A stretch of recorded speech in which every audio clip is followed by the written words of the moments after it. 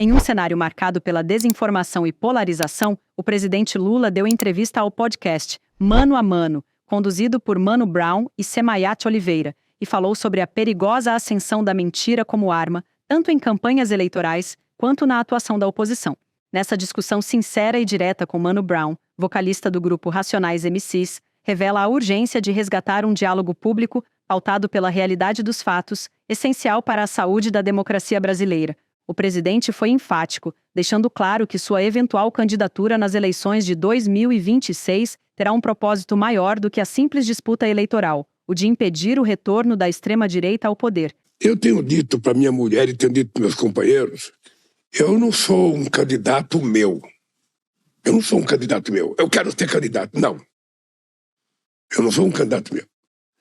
Eu, se estiver no momento eleitoral, com a saúde que eu estou hoje, com a vontade que eu estou hoje e com a disposição que eu tenho, tá? Eu serei candidato para ganhar as eleições. Que a extrema-direita está procurando adversário, está procurando. Eu vejo todo dia nome. Eu vejo Tarcísio, eu vejo Ratinho, eu vejo Caiado, eu vejo Zema, todo dia está procurando. Todo dia estou procurando. Não tem nenhum problema. Pode procurar candidato que eles quiserem. Se eu for candidato, é para ganhar as eleições. Tá? Porque eu, se depender do meu esforço físico, da minha consciência política, a extrema-direita não vota a governar esse país. Pode ter certeza disso. Sabe, quem quiser ganhar de mim vai ter que andar mais do que eu na rua, vai ter que fazer mais discurso do que eu na rua, vai ter que conversar mais com o povo do que eu na rua, e vai ter que fazer mais do que eu. E eu duvido que tenha alguém que seja capaz disso. Pelo menos dos que estão aí.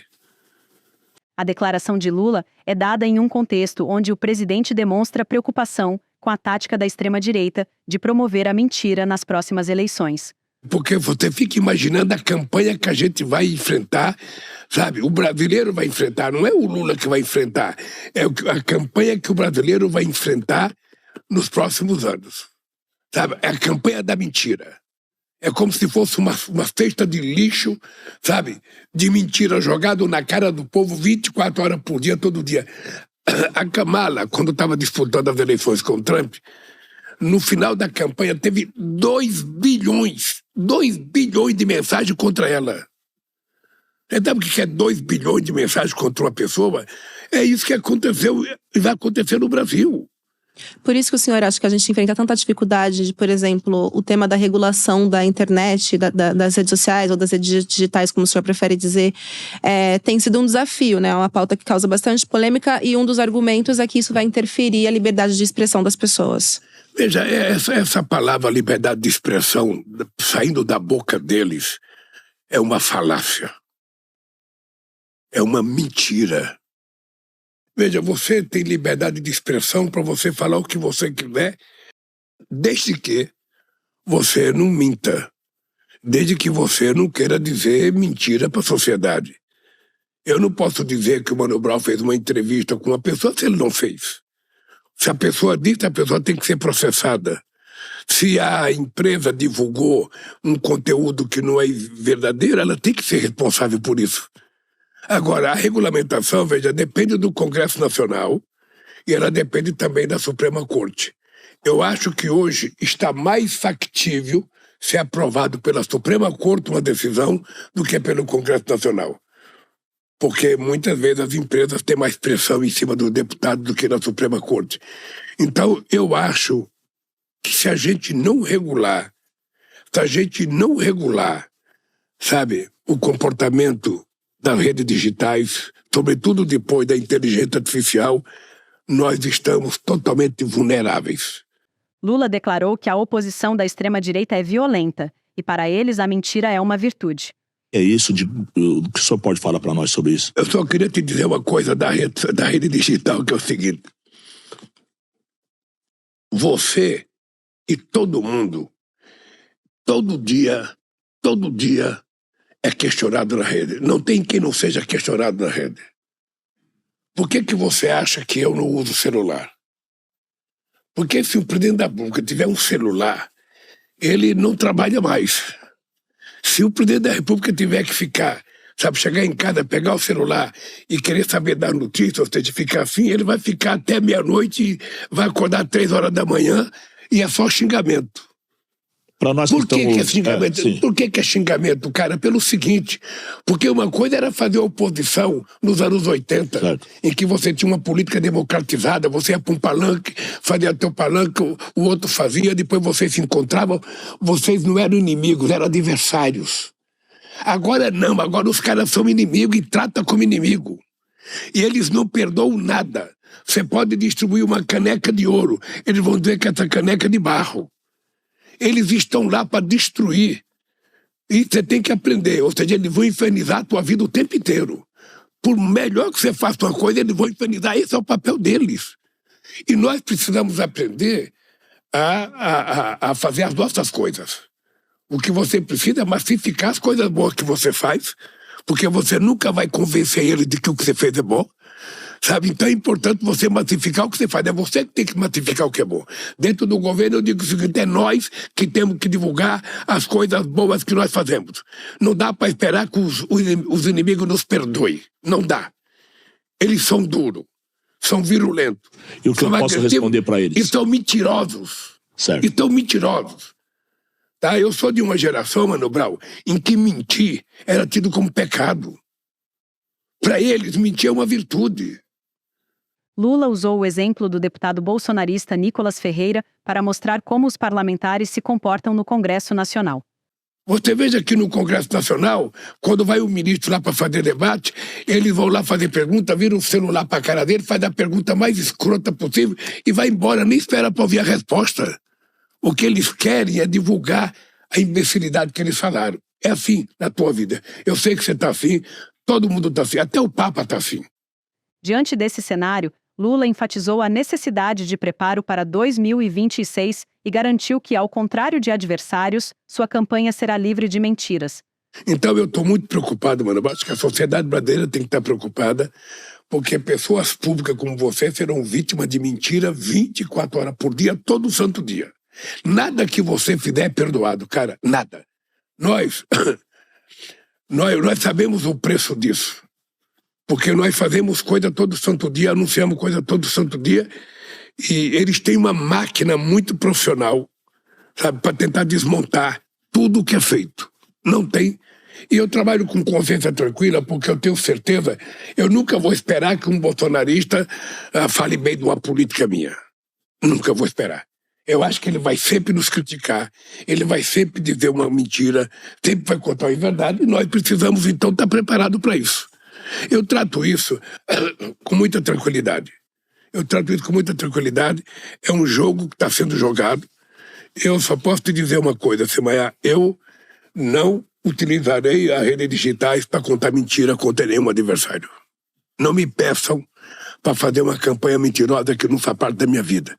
Mano Brown aproveitou o momento para contar uma fake que circulou na internet de uma entrevista de Tarcísio de Freitas no Mano a Mano. Esse mundo de fake news que tem por aí, difícil de filtrar o que é e o que não é. É incrível como é fácil de enganar alguém hoje.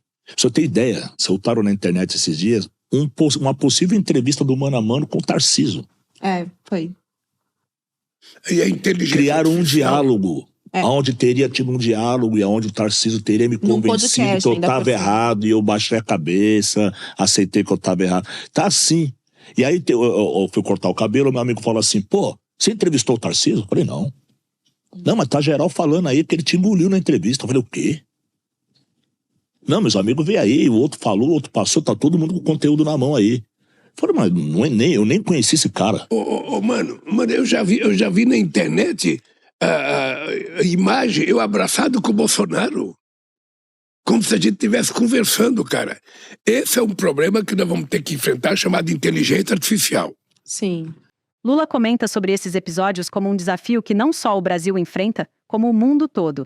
E é um mundo novo na política, não apenas no Brasil, no mundo inteiro. Tem uma turbulência no mundo, você veja o que é o comportamento do presidente dos Estados Unidos. Ou seja, ele passa o tempo inteiro pregando discórdia, inventando confusão, criando confusão. ou seja, fazendo taxações absurdas no comércio internacional, tentando acabar com o multilateralismo e tentar colocar o unilateralismo, ou seja, um retrocesso efetivamente muito grande na política mundial. Eu sou daqueles, mano, que eu acredito que a verdade, por mais difícil que ela seja, ela vai vencer a mentira.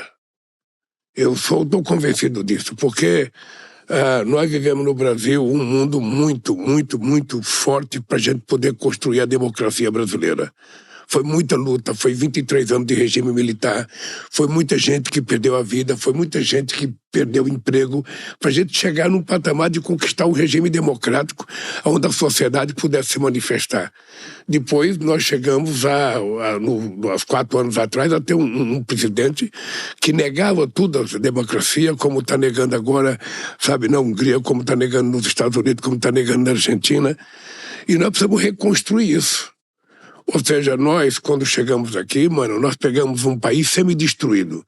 Eu, de vez em quando, olho para a destruição na faixa de Gaza e eu fico imaginando o Brasil que nós encontramos. Aqui a gente não tinha mais Ministério do Trabalho, mais Ministério da Igualdade Racial, não tinha Ministério dos Direitos Humanos, não tinha Ministério da Cultura. Sabe, tinha sido uma destruição, sabe, sabe, proposital. Ou seja, o presidente não gostava de nenhum ministério que pudesse ser uma alavanca de organização da sociedade. Então, para que cultura? Se cultura politiza a sociedade, se cultura manifesta, sabe, a cultura de uma sociedade, o conhecimento político de uma sociedade, por que cultura? Então vamos acabar. Então nós temos que reconstruir tudo isso. E não é fácil o processo de reconstrução, é muito difícil. E depois, do ponto de vista econômico, esse país também estava destruído. A inflação estava saindo de controle, sabe? O salário mínimo não se aumentava, a merenda escolar não se aumentava, a bolsa de estudo não se aumentava, ou seja, era uma coisa que uma atrofia, sabe, nas políticas sociais desse país. E nós, então, resolvemos adotar o lema reconstrução, união e reconstrução, para colocar esse país de pé. E colocamos esse país de pé.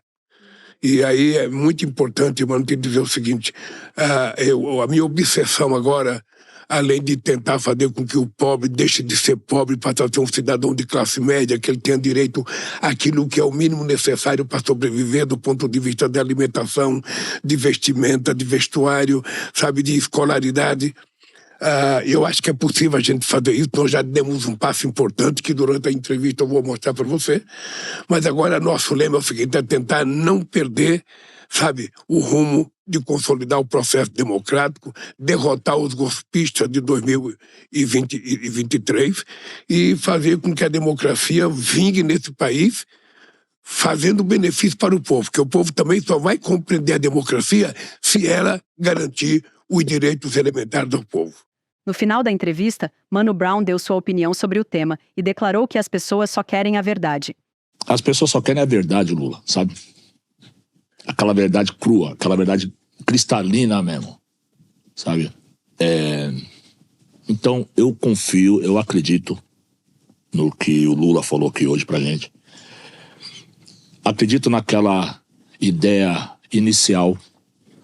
Não acho que o Lula tenha se transformado numa outra pessoa, ter outros ideais de vida, outros princípios. Não acredito naquilo. Mas as pessoas precisam ter essa fé também que eu tenho.